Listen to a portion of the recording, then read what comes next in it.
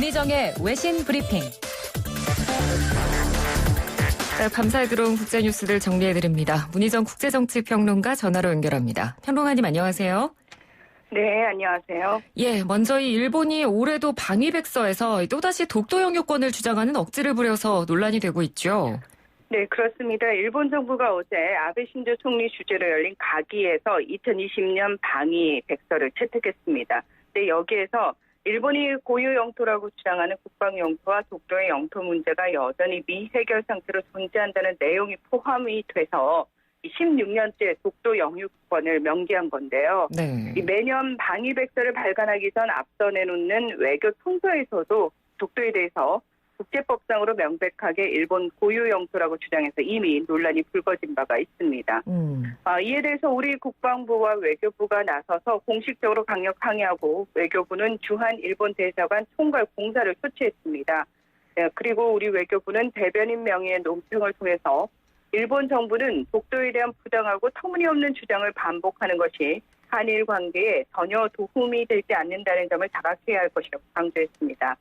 이 국방부도 주한 일본 국방무관을 불러서 이 방위백서에 담긴 일본의 일방적 주장인 독도 관련 내용과 또 한국 함정이 일본 초계기에 대해 레이더를 쐈다는 내용, 한일 군사정보보호협정 지소미아 종료에 대해서 조목조목 반박하면서 양국 간의 신뢰관계 회복을 위한 일본 정부의 진지한 노력을 엄중히 촉구했습니다. 네.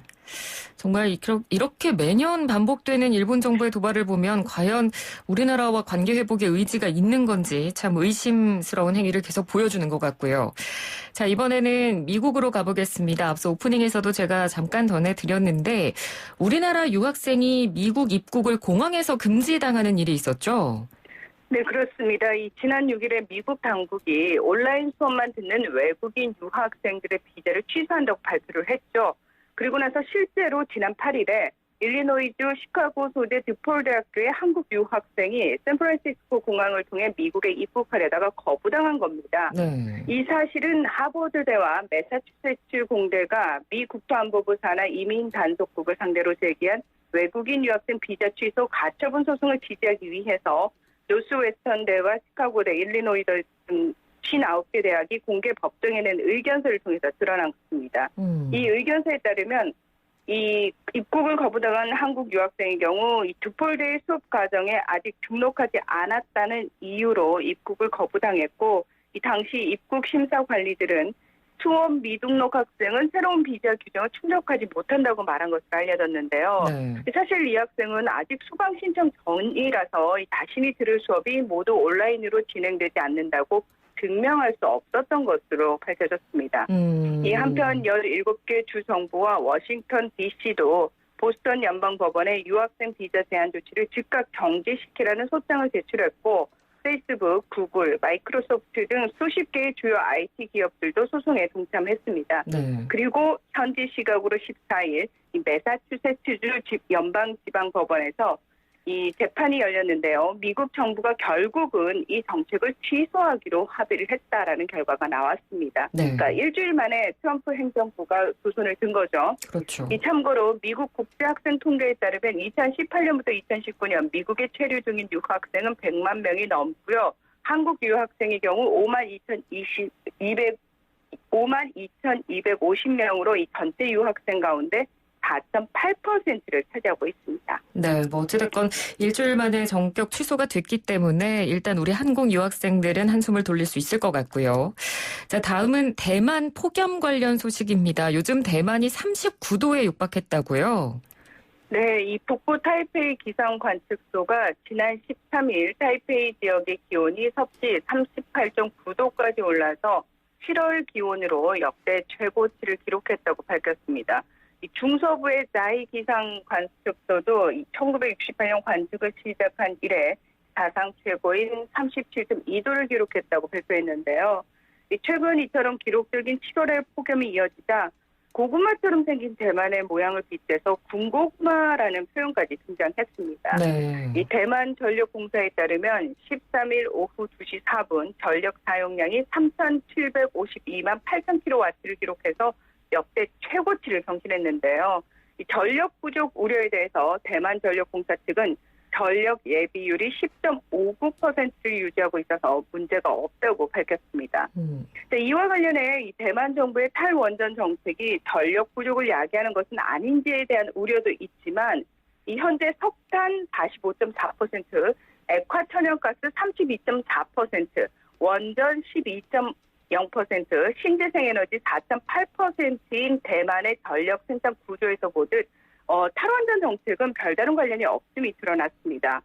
참고로 차이 잉원 총통은 2016년 5월 취임 당시 오는 2025년까지 대만 내 모든 원전의 원자료 6기를 폐쇄하고 신재생 에너지로 대체하겠다는 계획을 제시했고요. 이 전력 생산 구조를 액화 천연가스 50%, 석탄 30%, 신재생 에너지 20%로 바꾸겠다는 방침을 추진 중에 있습니다. 네. 자, 이번에는 영국으로 가보겠습니다. 영국의 코로나19 상황도 좀처럼 가라앉을 기미를 보이지 않고 있는데요. 조금 늦은 감이 있는 것 같긴 합니다만 상점 내에서 이제는 마스크 착용이 의무화된다고 하죠. 네, 그렇습니다. 영국 보건당국이 오는 24일부터 잉글랜드 지역의 식료품점과 가게 이용 시 반드시 마스크를 써야 하고 이를 위반하면 최대 100파운드, 우리나라 돈으로 약 15만 원의 벌금을 부과하겠다고 발표했습니다. 이 영국은 지난달 중순부터 대중교통 이용 시 마스크 쓰기를 의무화했지만 상점 내 착용은 스코틀랜드 지역에서만 필수였는데요. 사실 영국을 비롯한 유럽에서는 코로나19 사태가 확산되는 상황에서도 마스크의 방역 효과가 불분명하다면서 착용 권고를 유보했고요. 대다수 유럽인들 역시 마스크 착용에 대한 거부 반응을 보였습니다. 네. 하지만 5월 중순부터 사회적 거리 두기가 어려운 곳에서 마스크를 써야 한다는 지침을 내렸고 이미 스페인, 이탈리아, 독일 등 다른 유럽국들은 상점 내 마스크 착용 의무화 조치를 시행 중에 있습니다. 이 영국 총리실 대변인은 실내 마스크 착용이 개개인과 주변인을 코로나 바이러스로부터 보호해준다는 증거들이 나오고 있다고 언급하게 됐는데요. 이 현재 영국의 코로나19 누적 확진자 수는 29만 명을 넘어선 가운데 사망자 수가 4만 4,830명으로 유럽에서 가장 많고 전 세계에서는 미국과 브라질에 이어 세 번째를 기록 중에 있습니다. 네. 한편 영국 의료과학학술원은 현지 시각으로 14일 보고서를 통해서 올겨울 코로나19 2차 대유행에 대비하지 않을 경우 12만 명이 넘는 사망자가 나올 수 있다고 경고하고 나섰습니다. 네. 자, 이제 마지막 소식입니다. 독일에서 제2차 세계대전 당시 나치 집단 수용소에서 근무했던 95살 남성이 전범 재판을 받게 됐다고요?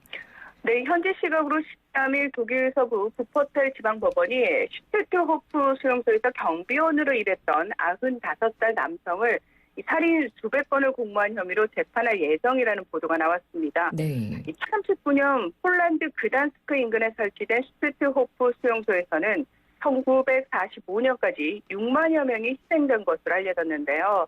이 남성이 수용소 경비원으로 근무할 당시 19살이었기 때문에 소년 법원에서 재판을 받게 된다고 합니다. 지난 2011년에도 독일 법원은 우크라이나 출신의 91살 남성이 폴란드 소비보르 수용소에서 경비원으로 근무하면서 유대인 2만 8천여 명을 살해하는 데 도움을 줬다면서 징역 5년을 선고했는데요. 참고로 이 재판은 수용소 경비원 인사기록 카드 하나가 유일한 실물 증거였던 재판이었다고 합니다. 네. 그런데 이 판결을 계기로 이 나치범죄조사중앙본부가 본격적으로 학살을 목적으로 만들어진 기관의 구성원에 대한 조사에 착수했고요. 그동안 나치 수용소 경비원들이 직접 가혹 행위를 했다는 증거가 있어야 유죄라는 판결을 내렸던 관행이 깨지고 이 경비원으로 근무했다는 사실만으로도 처벌을 받을 수 있게 이 폭이 넓어지게 됐습니다. 네. 지난해 11월에도 슈투트호프 수용소에서 경비원으로 근무했던 당시 93살 남성이 5천여 건의 살인을 공모한 혐의로 재판을 받았고요. 독일 검찰은 징역 3년을 구형하기도 했습니다. 참고로 독일은 나치 전범들이 자연사하기 전에 처벌한다는 방침에 따라서 나치에 부역하거나 동조한 자들이 아무리 고령이어도 법정에 세워 재판을 진행하고 있습니다. 네, 알겠습니다. 오늘 소식 잘 들었습니다. 고맙습니다. 네, 고맙습니다. 네, 지금까지 문희정 국제정치평론가였습니다. 1부는 여기서 마치고요. 잠시 뒤 2부로 돌아오겠습니다.